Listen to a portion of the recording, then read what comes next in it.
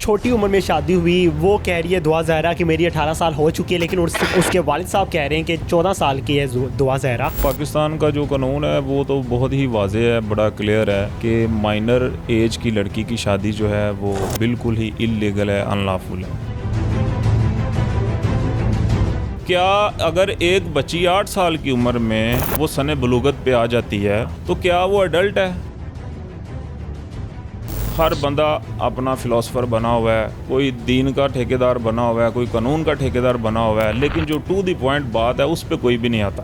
अस्सलाम वालेकुम नाज़रीन, मैं हूं आपका मेज़बान फैसल खान सूरी। मेरे साथ सीनियर एडवोकेट रिजवान तारड़ साहब मौजूद हैं। इनसे जानने की कोशिश करेंगे कि दुआ ज़हरा केस में अहम पेशरफ्त क्या हो पाई है अब तक, और दुआ ज़हरा ने पसंद की शादी की, छोटी उम्र में की, क्या वजह बनी, छोटी उम्र में वकील ने निकाह क्यों पढ़ा दिया, मौलवी साहब कौन थे, और फिर क्या वो अपने खामद ज़हीर नामी लड़के के साथ रह पाएगी या नहीं रह पाएगी, अदालत ने ये फ़ैसला क्यों दिया। ये सब कुछ इन्हीं से जानने की कोशिश करेंगे और ये भी जानने की कोशिश करेंगे कि निकाह है या नहीं है, या फिर ज़हीर नामी लड़का उसके साथ ज़्यादती कर रहा है। छोटी उम्र में शादी की इस वजह से इसको रेप तस्वर किया जाएगा। सब कुछ इन्हीं से जानने की कोशिश करेंगे। सर मुझे बताइएगा कि छोटी उम्र की शादी पाकिस्तान में तस्लीम की जा सकती है, ये कानून क्या कहते हैं इस बारे में? इसमें गुजारिश ये है कि पाकिस्तान का जो कानून है वो तो बहुत ही वाज़ेह है, बड़ा क्लियर है कि माइनर एज की लड़की की शादी जो है वो बिल्कुल ही इल्लीगल है, अनलॉफुल है। इसमें ज़्यादा डिबेट्स काफ़ी ज़्यादा चल रही हैं, मीडिया पे भी, सोशल मीडिया पे भी, और ये कोई पहला केस नहीं है। हज़ारों लड़कियां, बल्कि एक दिन में कई दर्जनों लड़कियां हाई कोर्ट में आती हैं और शादी करती हैं और अपने वालिदैन को छोड़ के अपने जो भी उनके कह लें कि जो मेजर होंगी उनको हम कहेंगे अपने हस्बैंड के साथ चली जाती हैं, और जो माइनर होंगी वो हम ये नहीं कहेंगे कि उनके हस्बैंड के साथ, मैं उनको क्योंकि हस्बैंड नहीं मानता। तो हर किसी का अपना पॉइंट ऑफ व्यू है। अब पहली बात आपने जो सवाल किया कि जी वो आती हैं वकील निकाह पढ़ा देता है, मैं आपको आज एक थोड़ा सा ये भी एलेबोरेट कर दूं कि कोर्ट मैरिज का वर्ड पूरे पाकिस्तान के कानून में कहीं पे भी नहीं है। कोर्ट मैरिज जो एक वर्ड हम यूज़ करते हैं वो बिल्कुल भी नहीं है, ना इसमें वकील का 1% भी जो है वो निकाह करवाने में कोई रोल नहीं होता।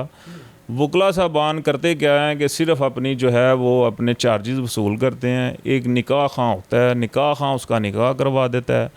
उनके अपने गवाहान होते हैं, जब निकाह खां निकाह करवाता है, गवाहान डिफरेंट होते हैं, तो फिर वहाँ पे वकील का कोई जो है अमल दखल नहीं होता। ना वकील उससे पूछ सकता है कि जी लीगली कि जी तुम्हारी एज कितनी है, क्या है। हाँ, वकील का रोल कहाँ से शुरू होता है, एक हम क्या करते हैं कि एक जैसे ट्रेंड चला आ रहा है सदियों पुराना, तो हम क्या करते हैं कि फिर जिसकी दोनों की शादियाँ होती हैं उनका फिर वकला साहबान ने, हमने एक ही जो है माजरत के साथ, अगर वकला साहबान इसको सुन रहे होंगे तो मैं उनसे माजरत चाहता हूँ कि हमने एक ही बयान बनाया होता है जो कि दुआ ज़हरा हर टीवी चैनल पे आके और हर सोशल मीडिया फोरम पे कह रही है कि वो जनाब मेरे फ़लाँ बाबे के साथ शादी करना चाहते हैं, वो जनाब मेरी जान को ख़तरा था, वो मुझ पे तशद्दुद करते थे। ये जो 4-5 बातें हैं ये दुआ ज़हरा की नहीं है माजरत के साथ। ये हमारे जो हमने उनको ट्यूटर किया होता है कि भाई आपने अदालत में जाके ये बयान देना है। अब मैं आपको ये भी क्लैरिफाई कर दूं कि अदालत में कौन कौन से और कैसे कैसे बयानात होते हैं। सबसे पहले निकाह होता है उनका, और उसके पास एक वो 506 का इस्तगासा फ़ाइल करती है एरिया मजिस्ट्रेट साहब के पास।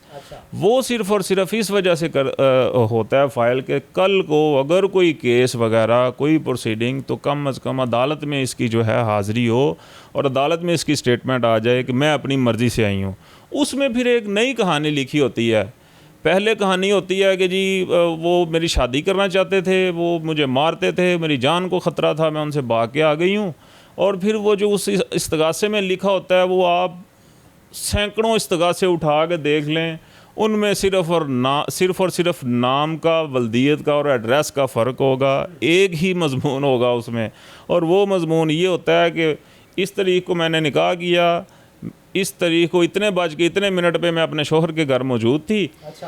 तो जो मेरे वाले साहब हैं मेरे भाई हैं, 3-4 चचा के बेटे होते हैं, वो आए हैं, उन्होंने आते ही दावा बोल दिया और जान से मार देने की धमकियां देना शुरू कर दी हैं। तारड़ साहब, छोटी उम्र में शादी हुई, वो कह रही है दुआ ज़हरा कि मेरी 18 साल हो चुकी है, लेकिन उसके वालिद साहब कह रहे हैं कि 14 साल की है दुआ ज़हरा। सर मुझे ये बताइए कि अगर वो छोटी उम्र की है तो क्या उसको कानून इजाज़त देता है, पाकिस्तानी कानून, कि वो निकाह कर सके अपनी मर्ज़ी का? और अगर कानून इजाज़त नहीं देता तो क्या मज़हब इजाज़त देता है? जी, इसमें दोनों चीज़ें हैं कि हमारा कानून जो है वो हमारे मज़हब इस्लाम के ताबे है।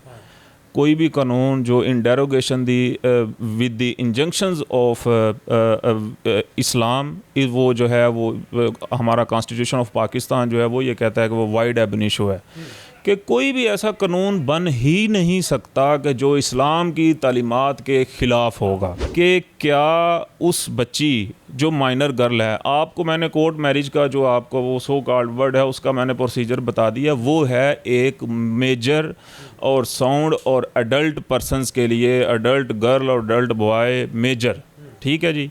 अब पाकिस्तान के कानून के मुताबिक लड़की की एज 16 साल है और लड़के की एज 18 साल है। अब अगर इसको 1 बाय 1 अगर आप इजाज़त दें तो मैं आपको इसको एलेबोरेट भी करने की कोशिश करता हूँ। देखें, पाकिस्तान पिनल कोड का सेक्शन 375 जिसमें रेप की डेफिनेशन है, मैंने आपको फॉर एग्ज़ाम्पल बोला।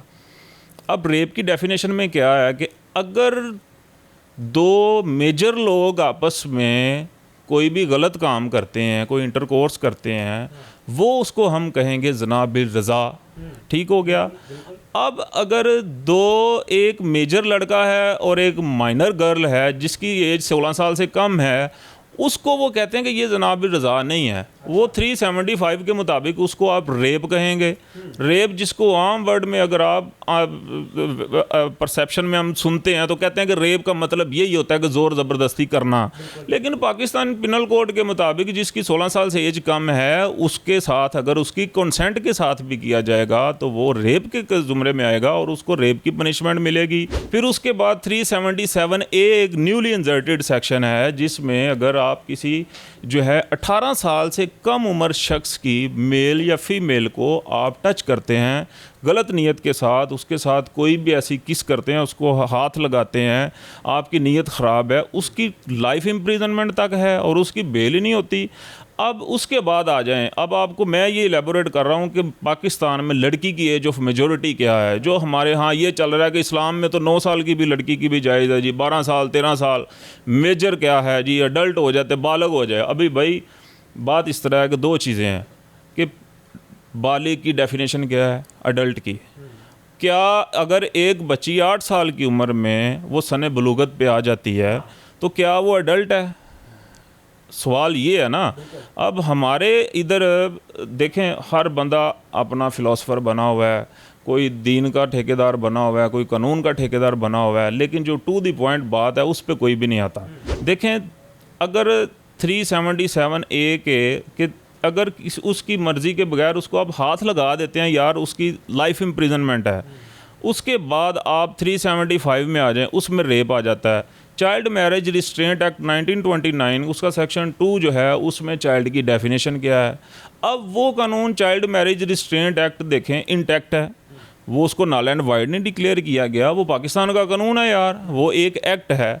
उसकी डेफिनेशन में क्या है जी, डेफिनेशन अगर लड़का होगा तो 18 साल से कम जिसकी एज होगी उसको चाइल्ड कंसिडर किया जाएगा, और अगर लड़की होगी तो उसकी 16 साल से कम उम्र होगी तो वो उसको जो है वो चाइल्ड कंसिडर किया जाएगा। ये यार वेरी मच क्लियर है, इसको कोई भी नहीं डिस्कस करता। सर अदालत ने क्यों ये फैसला दिया है कि वो दोनों इकट्ठे रह सकते हैं, वो दोनों मियाँ बीवी हैं? देखिए, मैं इसमें नेगलिजेंस समझता हूँ। दुआ ज़हरा के वालिदैन ने जो अपनी लीगल टीम जो हायर की है, देखें उनको पिटीशन फाइल करनी चाहिए।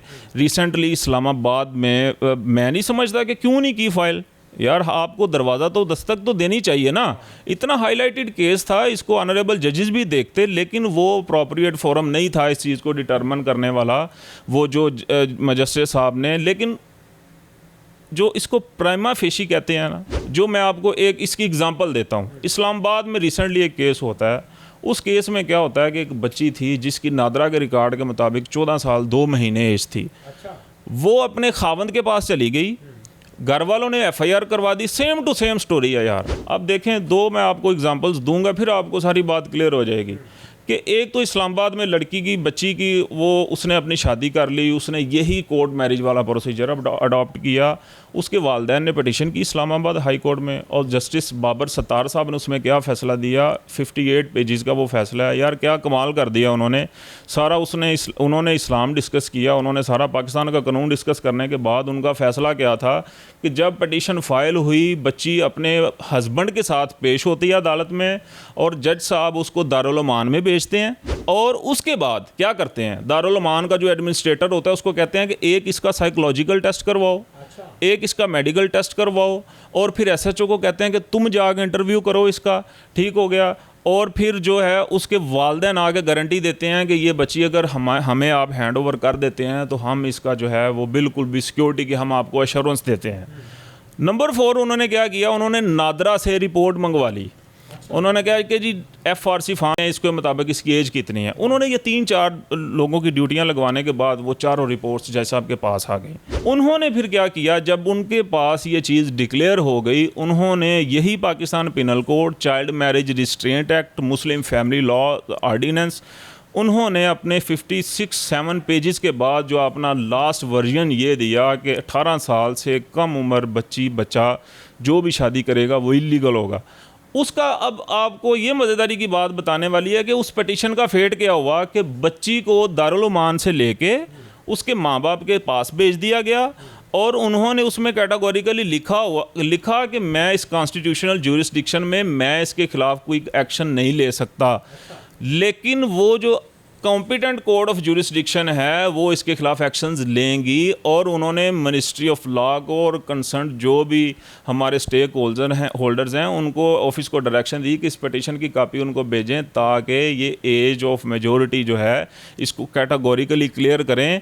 क्योंकि हमारे पाकिस्तान पिनल कोड और चाइल्ड मैरिज रिस्ट्रेंट एक्ट इनके मुताबिक जो लड़की की एज ऑफ मेजॉरिटी है वो 16 साल से कम नहीं है। किसी सूरत इनकी अलहदगी हो जाती है तो फिर बिलफर्ज ये लड़की प्रेग्नेंट हो जाती है दुआ ज़हरा, तो फिर इसके बारे में क्या कानून कहता है? देखें, वो जो कानून क्लियर है, वो बच्चा जो है वो नाजायज़ होगा, उसका जो भी विरासत में हिस्सा नहीं है, और वो जो नाजायज़ है बच्चा कहाँ जाएगा? वो बच्चा देखें, वो उसको जो भी रखता है, वो आप देखें ईदी होम्स में ऐसे बेशुमार बच्चे हैं, लोग अपना कई मतलब उसको करवा देते हैं, नहीं ये वर्ड्स नहीं यूज़ करना चाहते, उसको जो भी रखे उसकी कोई कानूनी हैसियत नहीं है, उसकी कोई भी विरासत में नहीं है, वो ऐसे ही कंसिडर होगा जैसे एक नाजायज़ बच्चे को कंसिडर किया जाता है। अगर एक ही पाकिस्तान है, पाकिस्तान का एक ही कानून है, तो ये हमारे पास एग्जाम्पल्स सेट हैं, ठीक हो गया। अब बात वही है कि हर बंदे का अपना व्यू है, हर जज साहब की अपनी विजडम है, ठीक है, लेकिन कम अज़ कम उनको पिटीशन फाइल करनी चाहिए थी ताकि ये सारी चीज़ें डिटर्मन हों। और अगर देखें शादी के कंपोनेंट्स कौन कौन से हैं, उसके इंग्रेडिएंट्स कौन कौन से हैं, नंबर 1 ऑफ़र, एक्सेप्टेंस और कंसिडरेशन है, उसमें हक महर आ जाता है, फ्री कंसेंट है, विटनेसेस हैं, ठीक है। अब क्या एक 14 साल की बच्ची यार वो फ्री कंसेंट कैसे दे सकती है? आप ना जाएं, हम आलम दीन नहीं है, लेकिन अगर एक 16 साल की कम उम्र बच्ची, 16 साल से कम उम्र अपनी मर्ज़ी से किसी के साथ कोई गलत काम करती है, उसको रेप कंसीडर किया जाएगा। तो 14 साल की बच्ची की आप कंसेंट लेके आप उस शादी को कैसे वैलिड कह सकते हैं? तो मेरी गुजारिश ये है कि वो इसमें बहुत क्लियर हूँ मैं, ये बिल्कुल जना हो रहा है। अगर उसकी एज को 14 साल उसके नादरा के फार्म से देख के आप नहीं मानते, तो आपकी ओरल असर्शन पे उसके ज़ुबानी कह देने पे यार कैसे मान ली कि तुम्हारी उम्र 18 साल है। बिल्कुल जी, तारड़ साहब के मुताबिक इसके साथ ज़िना हो रहा है, वो उनके साथ नहीं रह सकती है जिसको वो अपना शौहर तस्वर कर चुकी हैं। अब आप इस बारे में क्या राय रखते हैं, ये हमें कमेंट सेक्शन में बताइएगा। इसी के साथ मुझे दीजिए इजाज़त, अल्लाह ने के बाद।